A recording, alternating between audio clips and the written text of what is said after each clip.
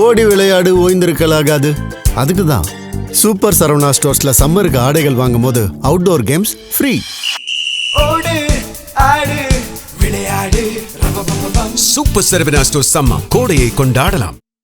50கள் 60களில் பார்த்த பழைய திமுகவை இந்தியா திரும்பவும் பார்க்க வேண்டியிருக்கும். இவன் என்ன மிரட்டுகிறான்னு நினைக்காதீங்க, நான் உங்களை எச்சரிக்கிறேன். ஜெம் டிவி நேயர்களுக்கு வணக்கம். நான் உங்க விஜய் அபிஷேக். இன்னைக்கு எதை பற்றி பேச போறேன்னு பார்த்தீங்க அப்படின்னா, அதாவது கொஞ்ச நேரத்துக்கு முன்னாடி நம்மளோட முதல்வர் மு.க. ஸ்டாலின் அவர்கள் வந்து ஒரு வீடியோ ஒன்று போட்டிருந்தாரு. என்ன வீடியோன்னு பார்த்தீங்க அப்படின்னா,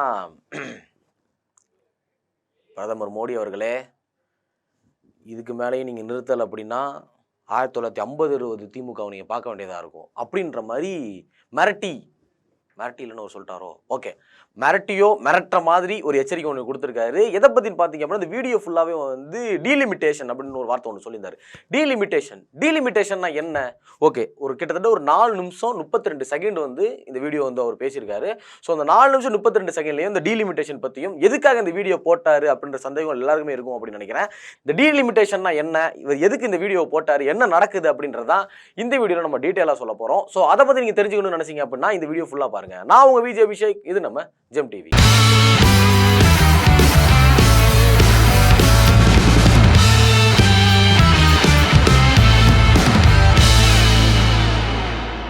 அதாவது வந்து எல்லாருமே வந்து சுமூகமாக வந்து இந்த கட்சி பிரச்சாரங்கள்லாம் போயிட்டு இருக்கிற நேரத்தில் திடீர்னு வந்து ஒரு மிரட்டல் வீடியோ ஒன்று வந்து லீக் ஆயிருக்கு. என்ன மிரட்டல் வீடியோன்னு பார்த்தீங்க அப்படின்னா, அதாவது மு.க. ஸ்டாலின் அவர்களோட மிரட்டல் வீடியோ ப்ளஸ் எச்சரிக்கை வீடியோ, பழைய திமுக பார்க்க வேண்டிய வீடியோ அப்படின்ற மாதிரி எல்லாமே இந்த ஒரு வீடியோவில் இருக்குது. கிட்டத்தட்ட 4 நிமிஷம் 32 செகண்ட் அப்படின்னு நினைக்கிறேன். அப்ராக்சிமேட்டாக 4 நிமிஷத்துக்கு மேலே தான் இருக்குது.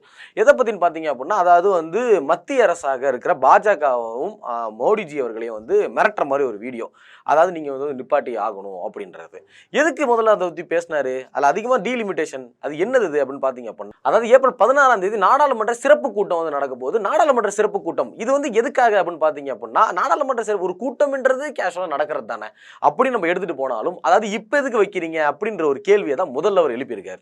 அதாவது இப்போ வந்து பார்த்தீங்க அப்படின்னா, வெஸ்ட் பெங்கால்லையும் இந்தியாலையும் வந்து கிட்டத்தட்ட ஒரே நாளில் தான் தேர்தல் வந்து நடக்கும் போது 23ஆம் தேதி அங்கேயும் எலெக்ஷன் இங்கேயும் எலெக்ஷன், இந்த மாதிரி எலெக்ஷன் பிரச்சாரத்துக்கு எல்லாருமே ஓடிட்டு இருக்கிற நேரத்தில் நீங்கள் எப்படி திடீர்னு எப்படி மீட்டிங் வைக்கலாம், என்ன ரங்கா நியாயமா அது அப்படின்ற மாதிரி வந்து ஃபர்ஸ்ட் கேட்டிருக்காரு.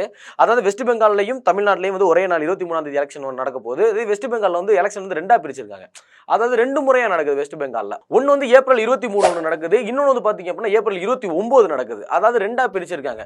23ஆம் தேதி வந்து பார்த்தீங்க அப்படின்னா கிட்டத்தட்ட 152 தொகுதிகளுக்கு வந்து அன்னைக்கு எலெக்ஷன் நடக்குது. அடுத்தது வந்து 29ஆம் தேதி வந்து பார்த்தீங்கன்னா 142 தொகுதிகளுக்கு நடக்குது. இது வந்து 2ஆக பிரிச்சிருக்காங்க. ஸோ அது வந்து பிரச்சனை ஹெவியாக இருக்கும் அப்படின்னு சொல்லிட்டு அந்த மாதிரி நினைக்கிறேன். இதே மாதிரி பாதி ஊர்லலாம் வந்து 6 பிரிவாக நடக்கிறது அந்த சட்டம் எல்லாமே இருக்குது. அதே மாதிரி ஒரே நேரத்தில் இருக்கிற நேரத்தில் நீங்கள் எப்படி இதை வந்து கூட்டம் நீங்கள் எப்படி ரகசியமாக வைக்கலாம், எங்களுக்கு சொல்லாமல் நீங்கள் எப்படி வைக்கிறீங்க, இது வந்து ஒரு துரோகம் அப்படின்ற மாதிரி முதல்ல பேசியிருக்காங்க. ஆமாம், இந்த மீட்டிங் எதுக்கு அப்படின்னு பார்த்தீங்க அப்படின்னா, அதான் டீலிமிட்டேஷன் சொல்லிக்கிட்டே இருக்கே அதாவது பாம்பு இருக்கு பாம்பை வெளியே எடுத்து விட மாட்டேன் ஐயா, பேசிக்கிட்டே இருக்கானே தவிர பாம்பை வெளியே எடுத்து விட மாட்டானே அப்படின்ற மாதிரி டீலிமிட்டேஷன் சொல்லிட்டே இருக்கியே. டீலிமிட்டேஷன் என்னடா அப்படிதானே கேட்குறீங்க. அதான் டீலிமிட்டேஷன் என்ன அப்படின்னு பார்த்தீங்கன்னா, தொகுதி வகுத்தல், தொகுதி பிரித்தல் அப்படின்ற மாதிரி ஒரு மீனிங்கில் வரும். அதாவது தொகுதி பிரித்தல். ஆமாம், என்ன தொகுதி பிரிக்க போகிறாங்க இந்த நேரத்தில் அப்படின்னு பார்த்தீங்க அப்படின்னா, அதாவது நாடாளுமன்ற சிறப்பு கூட்டம் நடத்துகிறாங்க அப்படின்னாலே வந்து நாடாளுமன்ற தொகுதி வந்து பிரிக்க போகிறாங்க அப்படின்னு தான் அர்த்தம். கிட்டத்தட்ட நம்ம இந்தியாவில் வந்து பார்த்தீங்க அப்படின்னா நாடாளுமன்றம்ன்றது நம்ம நாட்டை அதாவது நம்மளோட ஸ்டேட்டை சார்ந்தது கிடையாது, இந்த நாட்டை சார்ந்தது. அதாவது நாடுனா இந்திய நாடு, தமிழ்நாடுன்னு எடுத்துக்காதீங்க, சரி? அதனால தான் அந்த ஸ்டேட்டு இது மாநிலம், அங்கிட்டு மாநிலம், இது வந்து நாடு, இது வந்து நாட்டை சார்ந்தது. கிட்டத்தட்ட நம்ம நாட்டில் வந்து பார்த்தீங்க அப்படின்னா அதாவது இந்தியாவில் கிட்டத்தட்ட 543 எம்பி தொகுதிகள் வந்து இருக்குது. இப்போ இந்த 543 எம்பி தொகுதிகளுக்கு தான் வந்து எம்பி எலெக்ஷன் இருப்பாங்க. இப்போ நம்ம ஸ்டேட் எடுத்துட்டோம் அப்படின்னு பார்த்தீங்க அப்படின்னா, நம்ம தமிழ்நாட்டில் வந்து 39+1, அதாவது 39 எம்பிகள் வந்து தமிழ்நாட்டிலையும், ஒரு எம்பிகள் வந்து பாண்டிச்சேரியிலேருந்து எடுப்பாங்க. அதாவது நடந்துச்சு நம்ம 2024 நடந்துச்சுல, அதாவது எல்லாத்துலேயுமே கூட திமுக ஜெயிச்சாங்களே அந்த எம்பி எலெக்ஷன் தான். இப்போ அந்த எம்பி எலெக்ஷன் வந்து இதில் என்ன தொகுதி வதுக்கிறதுக்கு என்ன இருக்குது, இது தொகுதி பிரிக்கிறதுக்கு என்ன இருக்குது, சரி ஓகே, இது வந்து எவ்வளோ மாற்ற போகிறாங்கன்னு நினச்சிங்க அப்படின்னா, அதாவது 543 தொகுதியாக இருக்கக்கூடிய இந்த எம்பி தொகுதி வந்து கிட்டத்தட்ட 834 தொகுதியாக வந்து பிரிக்க போகிறாங்க. அதாவது 834 அப்ராக்சிமேட்டாக சொல்ல முடியாது, அதில் 830க்கு மேலே தான் நான் சொல்லியிருக்காங்க. இது பிரிக்கிறதுனால என்ன பிரச்சனை வரப்போகுது, தொகுதிகள் அதிகமாகுது, இதானே? இதில் என்னடா உனக்கு பிரச்சனை இருக்குது இருக்கு அப்படிதான் கேட்குறீங்க. இதில் எதுக்கு வந்து ஸ்டாலின் அவர்கள் வந்து பிரச்சனை பண்ணணும், இதுக்கு எதுக்கு வந்து எல்லாரையும் கூட்டு வச்சு பேசணும் அப்படின்னு பார்த்தீங்க அப்படின்னா, அதாவது இங்கே தான் வந்து சென்ட்ரலோட ஒரு பயங்கரமான ஒரு ஒரு பக்கா பிளான் ஒன்று இருக்குது. அந்த டீலிமிட்டேஷனில் வந்து எதுக்கு தொகுதி வந்து அதிகப்படுத்துகிறாங்கன்னு பார்த்தீங்க அப்படின்னா, இப்போ வந்து அதான் சொல்கிறாங்க 543 தொகுதிகள் இருக்குது, 543 எம்பிகள் இருக்காங்க. இதை 830க்கு மேலே கொண்டு வராங்க அப்படின்னா அதிகமான எம்பிகள் வந்து கண்டிப்பாக நமக்கு வேணும். ஓகேவா?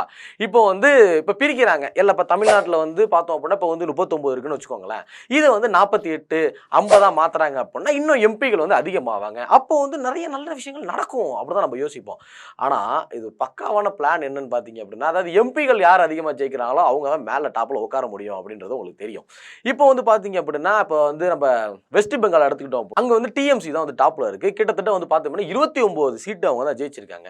இதுவே வந்து பார்த்தீங்க அப்படின்னா பிஜேபி என்டிஏ கூட்டணி வந்து 12 சீட்டுமே, அப்புறம் காங்கிரஸ் இந்தியன் காங்கிரஸ் வந்து ஒரு சீட்டுமே ஜெயிச்சிருக்காங்க. இப்போ வந்து பிஜேபியோட பிளான் என்னவா இருக்கும் அப்படின்னு சொல்றாங்க அப்படின்னா, அதாவது இப்போ எல்லா இடத்துலையுமே வந்து பாப்புலேஷன் வந்து எந்த மாதிரி இருக்குன்னு நீங்க பார்த்துக்கோங்க. அதாவது தென் மாநிலங்களை தவிர மிச்ச எல்லா மாநிலங்களையும் வந்து குழந்தை குட்டி வந்து பெற்று போட்டே இருக்காங்க. ஒரு அதாவது எப்படி சொல்கிறது அப்படின்னா, அந்த குடும்ப கட்டுப்பாடு ஃபேமிலி பிளானிங் அப்படின்ற ஒரு சட்டத்தை வந்து மத்திய அரசு வந்து போட்டாங்க. அதை வந்து பக்காவாக வந்து நடத்திட்டு இருக்கிறது யாருன்னு பார்த்தீங்க அப்படின்னா தென் மாநிலம் தான். இந்த தமிழ்நாடு, கேரளா, ஆந்திரா, கர்நாடகா, தெலுங்கானா அப்படின்னு சொல்லி இந்த இருக்கிற தென் மாநிலங்கள் மட்டும்தான் கரெக்டாக கண்ட்ரோல் பண்ணிட்டு இருக்கோம். நாம் இருவர் நமக்கு இருவர் அப்படின்ற மாதிரி போயிட்டு இருக்கோம். இப்போலாம் நாம் இருவர் நமக்கு ஒருவர் அப்படின்ற ஒரு கட்டத்துக்குமே நம்ம போயிட்டோம் அப்படின்னு சொல்லலாம். அதாவது பாப்புலேஷனை வந்து கம்மி பண்ணிட்டு இருக்கோம். டோட்டலாக அந்த தென் மாநிலங்களை பொறுத்த வரைக்கும் பாப்புலேஷனை கம்மி பண்ணிட்டு இருக்கோம். இப்போ வந்து தென் மாநிலங்களை பொறுத்த வரைக்கும் கம்மியாக இருக்கிறதுனால இங்கே வந்து எம்பிகள் வந்து அதிகமாக இருக்கிறது வாய்ப்பு இல்லை. இந்தியாவில் எல்லாருக்குமே தெரியும், இந்தியாவில் வந்து எங்கே வந்து எந்த மாநிலத்தில் வந்து பார்த்தீங்க அப்படின்னா மக்களோட இது வந்து அதிகமாக இருக்குது. பீகார், மகாராஷ்டிரா அப்படின்ற மாதிரி வட மாநிலங்கள் தான். அவங்களுக்கு எந்த ஒரு கண்ட்ரோலும் கிடையாது, எந்த ஒரு கட்டுப்பாடும் கிடையாது. அவ்வளோதான். கல்யாணம் ஆயிடுச்சா, ஒருத்தர் வீட்டில் கிட்டத்தட்ட 4 to 5 குழந்தையாவது கன்ஃபார்மாக இருக்குது. ஸோ இப்போ எல்லாருமே என்ன சொல்கிறாங்கன்னு பார்த்தீங்க அப்படின்னா, என்ன பிளானியாக இருக்குன்னு நினைக்கிறாங்க அப்படின்னா, இப்போ வந்து பிஜேபி வந்து இந்த 543 வந்து பிரிக்கிறாங்க, அதாவது எக்ஸ்டெண்ட் பண்ணுறாங்க, 830க்கு மேலே கொண்டு வராங்க அப்படின்னா கண்டிப்பாக இது வந்து பாப்புலேஷன் அடிப்படையில் தான் எடுப்பாங்க. அதாவது டீலிமிட்டேஷன்ன்றது வந்து தொகுதி பிரிக்கிறது எந்த மாதிரி பிரிப்பாங்கன்னு பார்த்தீங்க அப்படின்னா, இப்போ வந்து ஒரு மாநிலம் இருக்குது, ஒரு மாநிலத்தில் வந்து ஒரு ஊர் இருக்குன்னு பார்த்தீங்க அப்படின்னா அந்த ஊரில் வந்து ஒரு கிட்டத்தட்ட ஒரு அப்ராக்சிமேட்லி ஒரு 15,000 பேர் இருக்காங்க அப்படின்னா அந்த 15,000 பேருக்குமே வந்து தொகுதியாக பிரிப்பாங்க. எந்த ஊர்ல வந்து பாப்புலேஷன் அதிகமாக இருக்கோ அந்த ஊருக்கு வந்து அதிக தொகுதிகள் வரும். அப்படி பார்த்தோம் அப்படின்னா தென் மாநிலங்களை பொறுத்த வரைக்கும் கம்மியான தொகுதிகள் தான் வரும், வட மாநிலங்களை பொறுத்த வரைக்கும் அதிகமான தொகுதிகள் வரும். வட மாநில தொகுதியை பொறுத்த வரைக்கும் யார் ஜெயிப்பா உங்களுக்கே தெரியும், யார் ஜெயிப்பா அப்படின்றது தான். ஸோ இந்த பிளானிங்கில் தான் வந்து இவங்க பண்ணிட்டு இருக்காங்க அப்படின்றத வந்து முன்னாடியே இவங்க கெஸ் பண்ணி முன்னாடியே சிஎம் எல்லாருமே எல்லா மாநிலத்தில் இருக்கிற எல்லா சிஎம்ஐயுமே கூப்பிட்டு ஆல்ரெடி ஒரு பேச்சுவார்த்தை ஒன்று நம்மளோட சென்னையில் வந்து நடந்திருக்கு. இதை எதிர்த்து வந்து பார்த்தீங்க அப்படின்னா காங்கிரஸ் தலைமை கேட்குறப்பயுமே சரியான பதில் வந்து வரல. ஆனால் வந்து இதுக்கான ஒரு பக்கா பதில் வந்து எங்களுக்கு வேணும். அது மட்டும் இல்லாமல் எங்களோட எம்பிகள் எல்லாருமே வந்து இந்த கூட்டத்தில் வந்து கலந்துக்குவாங்க.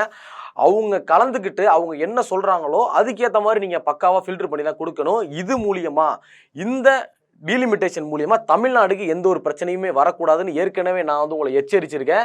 ஸோ மறுபடியும் நான் வந்து உங்களை மிரட்டுறேன்னு கிடையாது, இது வந்து ஒரு எச்சரிப்பு தான். நீங்கள் வந்து தமிழ்நாட்டுக்கு எந்த ஒரு பிரச்சனையுமே வராமல் நீங்கள் வந்து டீலிமிட்டேஷன் வந்து முடிக்கணும். அப்படி தமிழ்நாட்டுக்கு பிரச்சனை வந்தது அப்படின்னா 1960 50 இருக்கிற டிஎம்கேவை நீங்கள் பார்க்க வேண்டியது இருக்கும். தமிழ்நாடு புரட்சியில் பிளாஸ்ட் ஆயிரும் அப்படின்னு சொல்லி ஒரு வீடியோ ஒன்று போட்டிருக்காரு. உண்மையிலே நல்லா இருந்தது. நினைக்கவே நினைக்காதீங்க. சொல்கிறேன்னா தமிழ்நாட்டு முதலமைச்சர் மட்டும் இல்லை, திராவிட முன்னேற்ற கழகம் என்னும் பேரியக்கத்தின் தலைவர். நீங்கள் இதுவரை பார்க்காத தமிழ்நாட்டை பார்க்க வேண்டியிருக்கும். 50 60களில் பார்த்த பழைய திமுகவை இந்தியா திரும்பவும் பார்க்க வேண்டியிருக்கும். இவன் என்ன மிரட்டுகிறான்னு நினைக்காதீங்க, நான் உங்களை எச்சரிக்கிறேன். நீங்கள் அதை மிரட்டல்னு நினச்சாலும் எங்களுக்கு கவலை இல்லை. ஆம், தமிழ்நாட்டிலிருந்து அனுப்பி வைக்கப்படும் எச்சரிக்கை இது. தேர்தல், ஆட்சி அதிகாரம் இதெல்லாம் எங்களுக்கு 2ஆம் பட்சம்தான். நாங்கள் சுயமரியாதைக்காரங்க, எங்களுக்கு கொள்கை தான் முக்கியம்.